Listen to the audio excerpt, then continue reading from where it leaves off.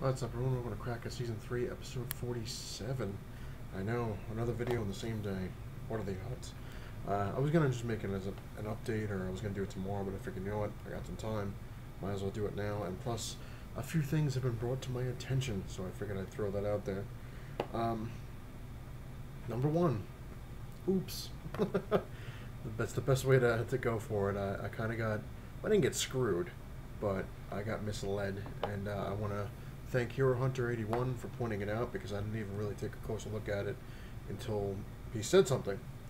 This is not the first appearance of Longshot.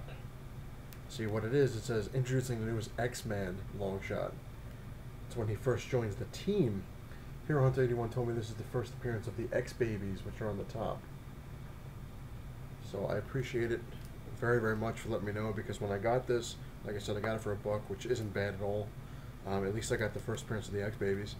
But when I had gotten this, on the actual description, it said first appearance of Longshot.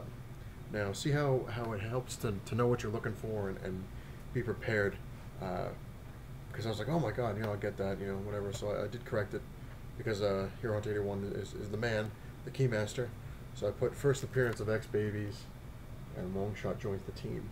But see how it is misleading in a way. As you look at it like, oh, it's introducing Longshot. So hey, it's him as an X-Man. So that's kind of sneaky.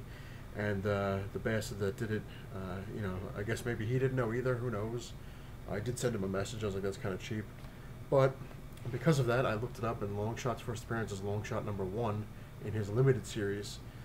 So I actually found a copy, which is quite nice, and I'm going to see if I can win it. I'm going to give it a whirl. Interesting little thing there. So again, thanks Hero Hunter 81, I appreciate it. And once again, like it says, it pays to know what you're looking for and what you're getting into, especially with prices. And but for $1, you know what the hell, I'm not too pissed off. Like I said, I still got the first appearance of the X-Babies now, so yeah. Another thing I wanted to discuss real fast, like I said, I was gonna leave this for a while, but I said, what the hell? Well, one thing I wanted to show real fast, and I'll get into some other discussions. I finally found it. I was looking through all this stuff as I was like reorganizing, and like I said, I'm trying to get stuff together. And I had said this before with old Superior Spider-Man, how he's got his new look, how it's not really original. It's been done. And I showed a card, which you really couldn't see that well, but I found the figure. I knew I wasn't crazy. There's the Spider-Man. See, it's exactly like Superior Spider-Man now, and see if it's got a date on here. Might. Should. Oh, wow. It says Marvel, 1998. Jesus. So that's when this suit came around, or, was conceived, or whatever you want to go by.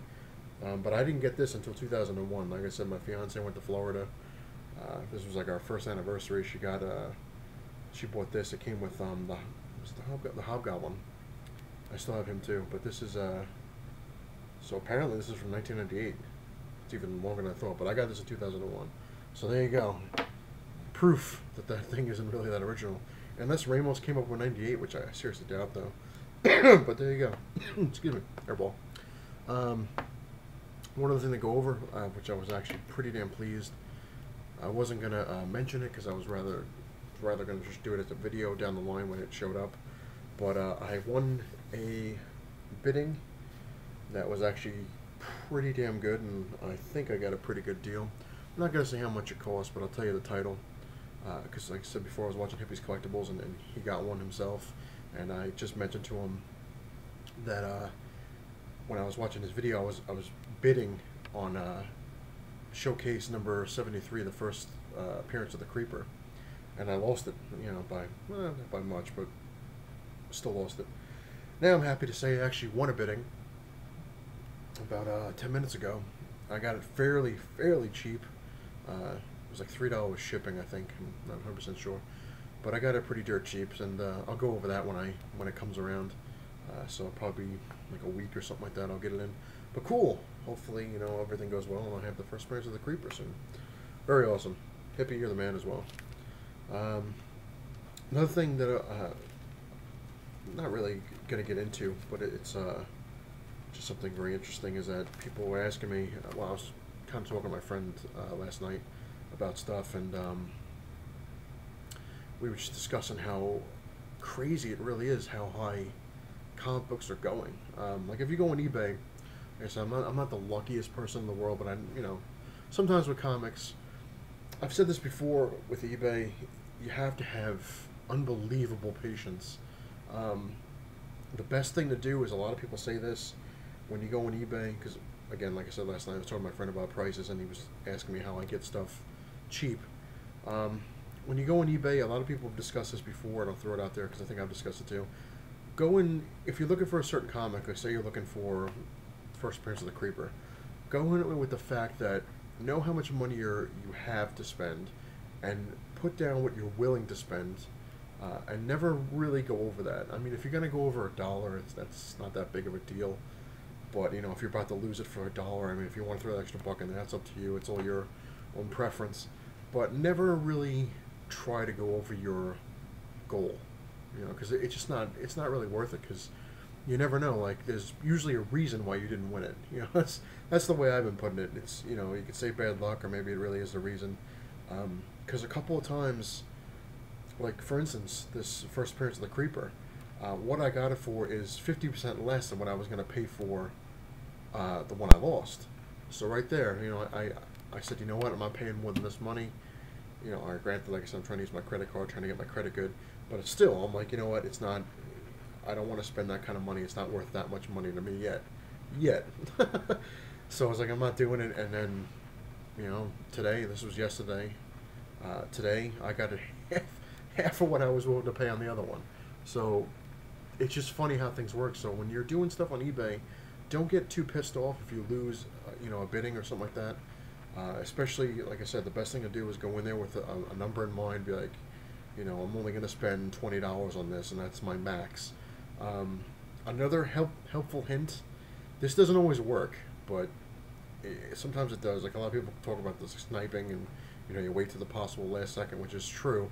But it can also backfire, and I'll tell you what that is about.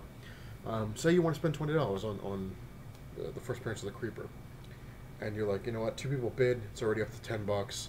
You know, you could do one of 2 things. You can throw in your 20 and say, see what happens, and then if it goes past it, you know, like, all right, you know, I'm not meant to get that book. I don't want to spend the kind of money. Or what a lot of people do, and I'm guilty of it as well, but like I said, it doesn't always work, is you wait until like the 30-second mark, and if it doesn't really bid yet, because like I said, you get the sniper people, you know, put your $20 in and just wait and then click it. Sometimes it works, sometimes it doesn't. A lot of times it doesn't, because people will do the exact same thing you are. So if you're putting 20 and some guy puts 50, you're screwed, because by the time it takes you to redo your bid, it's already past the time limit. So it's interesting. But that's why eBay is evil, because you're kind of like, it's almost like you're gambling a little bit. You're like, oh yeah, I lost that one. But yeah, but with my friends, they keep asking, like I said last night, I was talking to a couple friends, and you know, how'd you get such good prices on that? I was like, you know what, it's patience and just timing. That's pretty much all it comes down to. You can get books for what you're looking for the price you're looking for, if you're patient enough and you wait. But for instance, like Amazing Spider-Man, some of them you got to really look, and you got to wait, because a lot of times, like, new people will pop up and list the book. You know, it all depends. Like, it's all the luck of the draw in a roundabout sort of way. It's kind of like going to a comic book store and seeing if they have it. But the good thing about eBay is, you know, chances are you're going to find that book one way or the other. But a lot, especially Amazing Spider-Man, and now I've noticed more and more it's X-Men that's doing it as well too, especially because of the movies coming out.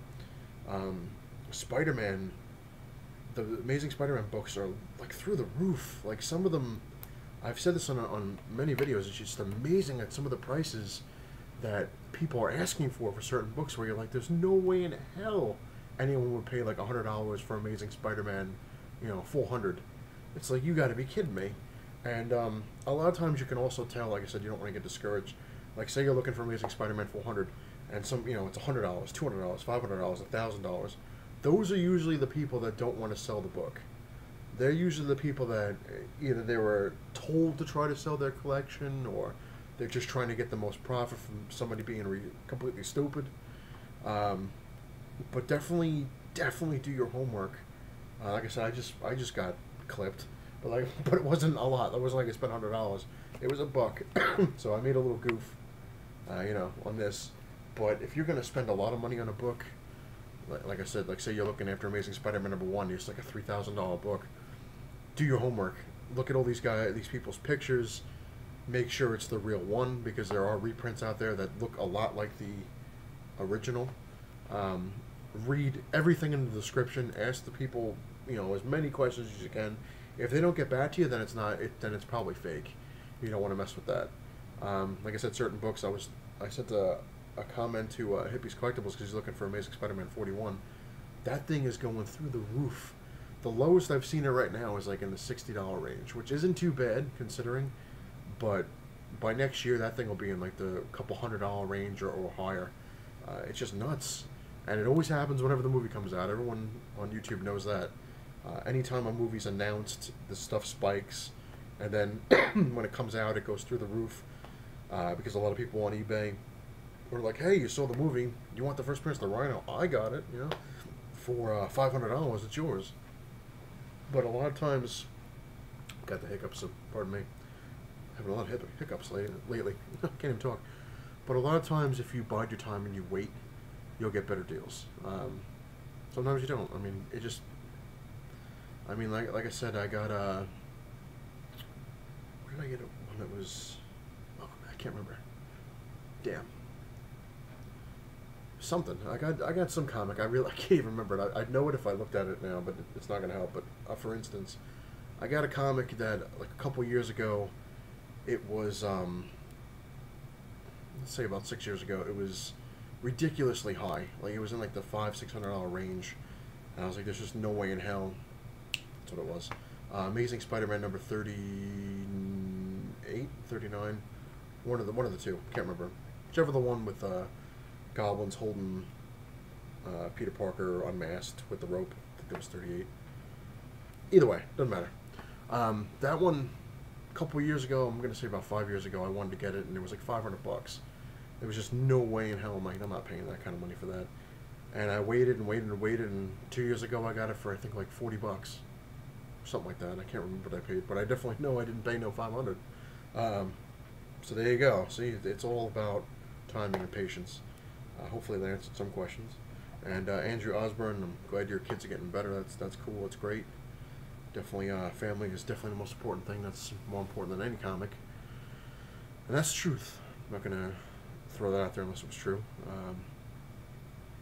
Yeah, that's it. Did my little update kind of thing. So if you want to know, that's not the first appearance of Longshot. And also, Andrew Osborne was asking about the X-Men book. It's the first artwork for Jim Lee, not ever, but on an X-Men book. I don't know if it's the first time he's ever done anything for Marvel, but it was definitely the first X-Men thing he did. So hopefully I clarified that. Anyway, thanks for watching. I hope you liked the video before it and the videos before that, and so on and so forth.